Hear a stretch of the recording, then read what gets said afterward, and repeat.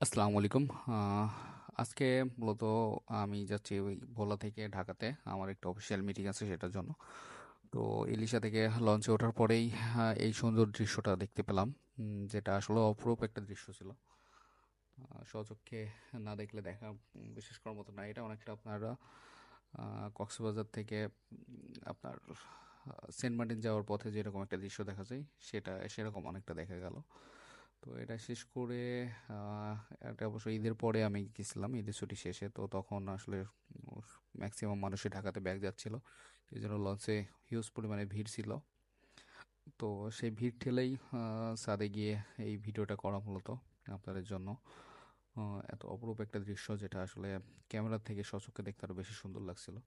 তো এটা শেষ করে আমি আসলে দেখানোর চেষ্টা করছিলাম যে মানুষ কতটা রিস্ক নিয়ে আসলে ঢাকার উদ্দেশ্যে যাচ্ছে, যায় আসলে ভোলা থেকে। এটা জাস্ট উপভোগ করুন। তোমাকে না লেখা চিঠিটা ডাক বাক্সের এক কোণে, সাদা খামের না লেখা নাম এঁকেছে তার গানে। তোমাকে না লেখা চিঠিটা ডাক বাক্সের এক কোণে, সাদা খামের না লেখা নাম এঁকেছে তার গানে। সেই চিঠি যত লেখা থাকে একা একা, সেই গানের না শোনা সুর আঁকা একা একা, ছুঁয়ে যায় তবু কখন। এত অপরূপ একটা দৃশ্য, যেটা আসলেই দেখতে অনেক সুন্দর লাগে। তো এটা আসলে ছিল বিজনেস ক্লাস, এবং এটা আসলে গ্রিন লাইনের ইকোনমি ক্লাসের। ইকোনমির টিকিট নেয় 400 টাকা, এবং বিজনেস ক্লাসের টিকিট নেয় ভোলা থেকে ঢাকা পর্যন্ত 500 টাকা। দুখানে এসি আছে, এবং বিজনেস ক্লাসের সিটটা একটু সুন্দর। এটাই মূলত পার্থক্য মেনলি। আর এটা আসলে ফুড কর্নার, যেখানে আমার এক কাপ কফি নিতে প্রায় আধা ঘন্টা পর্যন্ত ওয়েট করা লাগছে, এত মানুষের ভিড়। এবং লঞ্চে একটা জিনিস আছে, সব জিনিসের দামে 5 টাকা বেশি। তো লঞ্চ জার্নি শেষ করে আমি আমার হোটেলে ঢুকে পড়লাম। এটা মূলত ঢাকার শুকতারা হোটেল। তো শুকতারা হোটেল, আমি 711 নম্বর রুমে ছিলাম, আমি আর আমার কলিগ। তো আমরা হোটেলে প্রবেশ করছি এখন। হোটেলটা অনেক সুন্দর আর কি, এবং পরিষ্কার এবং গোছালো একটা হোটেল। আহ, যদি আপনারা কেউ থাকতে চান থাকতে পারেন। এটা এদের সার্ভিসটা অনেক সুন্দর। তবে একটা জিনিস খারাপ লাগছে আমার কাছে, রাত্রে 2টার সময় ফোন দিয়ে জিজ্ঞেস করছে যে আপনার পেমেন্টটা কার্ডে হয়েছে না ক্যাশে হয়েছে, যেটা আসলে অ্যানোয়িং। সেটা অবশ্য ওদের ক্লোজিং ছিল, এই জন্য অবশ্য জানিয়েছিল যে এটার কারণে অবশ্য সরিও বলছিল, এবং আমাকে সকালে গিফটও দিছে এটার জন্য। তো থ্যাংক ইউ শুক্তারা। আর এটা মূলত ওদের ওয়াশরুম। ওয়াশরুমটা অনেক সুন্দর। আহ, আমরা ফ্রেশ ট্রেশ হয়ে, সকালে উঠে ফ্রেশ ট্রেশ হয়ে এখন চলে যাব মিটিংয়ের উদ্দেশ্য। তো শাহবাগ থেকে আমরা মূলত মেট্রোতে আমার অফিসের দিকে যাচ্ছি।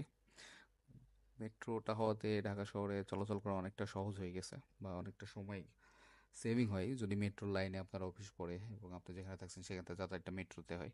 অনেক কম সময়ে ঢাকা এখান থেকে ওখানে যাওয়া যায় আর কি মেট্রোতে। তো এটা মূলত আমাদের মিটিং রুম ছিল। এটা খাবারের ব্রেকে আমরা সবাই বসে আড্ডা দিচ্ছিলাম, সেই সময়কার একটা ভিডিও। তো ব্রেকিং শেষ করে, মিটিং শেষ করে আবার ভোলার উদ্দেশ্যে ব্যাক করবো, এই জন্য আমরা মেট্রোতে উঠলাম। মেট্রোতে এখান থেকে চলে যাব আমি মূলত ঢাকা ইউনিভার্সিটির ওখানে নামবো। ওখানে আমার একটা ফ্রেন্ড আছে, ওর সাথে দেখা করব। ওর সাথে দেখা করার পরে ওখান থেকে গুলিস্তান হয়ে তারপরে সদরঘাটে চলে যাব। তো এখানে ঢাকা বিশ্ববিদ্যালয় এখানে মেট্রো থেকে নেমে রিক্সা নিয়ে চলে যাচ্ছি আমার ফ্রেন্ডের কাছে। ওর সাথে দেখা করব, দেখা করে কিছুটা আড্ডা দিয়ে তারপর চলে যাব গুলিস্তানের সাইডে। তো যেতে যেতে আসলে রিক্সায় ভ্রমণটা ঢাকাতে অনেক মজা লাগে। সব বড় বড় গাড়ি মোটর যানের মাঝখানে পায়ে চালিত রিক্সায় উঠে ধীরে সুস্থে যাওয়ার একটা আলাদা মজা আছে। তো যারা চড়ছেন তারা তো বুঝতে পারেন। তো এটা শেষ করে আমরা এখানে সিগন্যালে দাঁড়ালাম। সিগন্যাল শেষ করেই চলে যাব গুলিস্তানের উদ্দেশ্যে। রিক্সাওয়ালা মামার সাথে গল্প করছিলাম। সে মূলত প্রায় 15 বছর যাবত ঢাকাতে রিক্সা চালায়। তো এখানে একটা রিক্সা তাদের পরে মনে হয় 90,000 না 1 লাখ টাকা, একটা পায়ে চালিত রিক্সার লাইসেন্স সহ। তো এটা গুলিস্তানে ছিল। গুলিস্তানে নামার পরে ভাবলাম একটু ভিডিও করি, দেখতে অনেক সুন্দর লাগছিল দুপুরের শেষ মুহূর্তে আর কি মানুষের আনাগোনা এবং ফুটপাতের রাস্তাগুলোর দোকানগুলো ওপেন করছিল। তো আমি ওখান থেকে সদরঘাটে আসতে আসতে সন্ধ্যা হয়ে গেল। তো আমি মূলত বরিশালে যাব। ঢাকা থেকে ডিরেক্ট ভোলাতে যাব না, বরিশালে যাব। তো আমি উঠছি সুন্দরবন 12-তে। তো এখানে আবার কেবিনে যাব এখন। কেবিন থেকে বের হয়ে ভাবলাম নিচে গিয়ে একটু চা খেয়ে আসি। তো এই মুহূর্তে আর কি ঢাকার সদরঘাটের এটা মূলত রাত্রে 9টা 9:30টার দিকের একটা ফুটেজ আসলে। আহ, আহ, এখানকার পানি দিকে সব থেকে কষ্ট লাগে, কারণ ঢাকার মধ্যে পানিটা এত পরিমাণে দুর্গন্ধ এবং এত পরিমাণে কালো, যেটা অবিশ্বাসযোগ্য আর কি বলার মানুষের জন্য অনেকটা।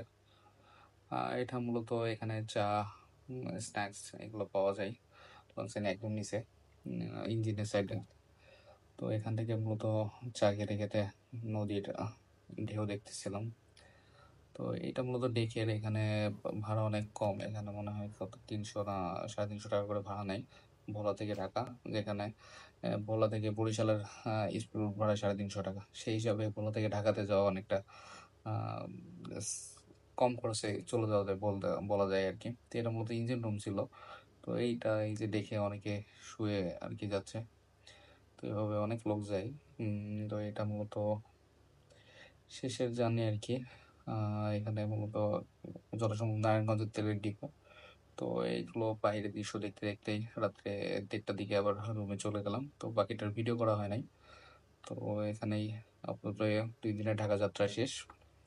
তো আমি ডিরেক্ট বরিশাল চলে যাব। বরিশালে গিয়ে তারপরে বরিশাল থেকে অফিসের একটু কাজ সেরে আবার ভোলাতে ব্যাক করবো। তো আজকের মতো ধন্যবাদ সবাইকে। থ্যাংক ইউ ভিডিওটা দেখার জন্য।